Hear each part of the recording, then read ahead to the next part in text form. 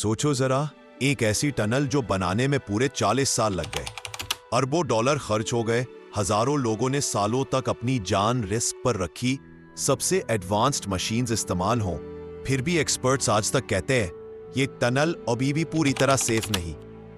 ये कहानी है स्विट्जरलैंड की गॉथार्ड बेस टनल की, दुनिया की सबसे लंबी और सबसे गहरी ट्रैफिक टनल, जिसे लोग इंजीनियरिंग का करिश्मा कहते हैं। लेकिन अंदर से ये करिश्मा हमेशा एक टिकिंग टाइम बॉम्ब जैसा महसूस होता है। इस कहानी की शुरुआत होती है 1947 से। यूरोप वर्ल्ड वॉर के बाद रीबिल्ड हो रहा था और अल्प्स की बर्फी पहाड़ियां ट्रेड का सबसे बड़ा रुकावट बन गई थी। पहाड़ों के ऊपर से गुजरना मुश्किल, नीचे से गुजरना नामुमकिन। इंजीनियर्स सालों तक कहते रहे, अल्प्स के नीचे सीधा टनल बनाना इम्पॉसिबल है।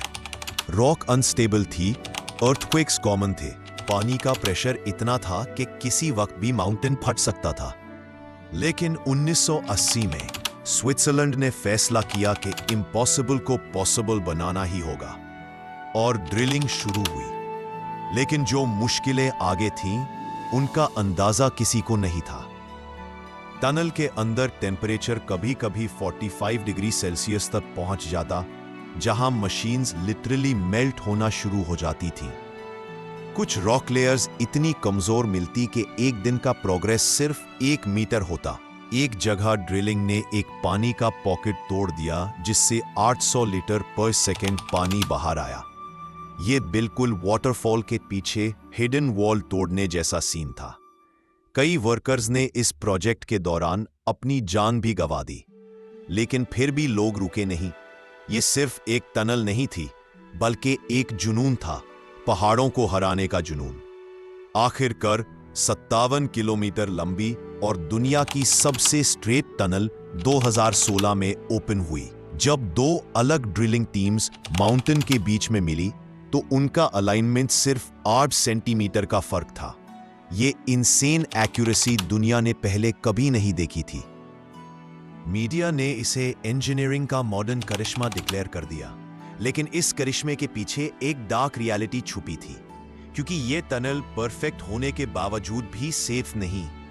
टनल के ऊपर 2300 मीटर माउंटेन का वेट है, यानी 650 एम्पायर स्टेट बिल्डिंग्स जितना प्रेशर। ये प्रेशर माउंटेन को रोज थोड़ा थोड़ा शिफ्ट करवाता रहता है, और ये मूवमेंट टनल को हर वक्त स्ट्रेस देता रहता है। टेम्परेचर हर साल बढ़ रहा है। अगर कूलिंग सिस्टम एक दिन फेल हो जाए, स्टील रेल्स मिनट्स में वॉर्प हो सकती है।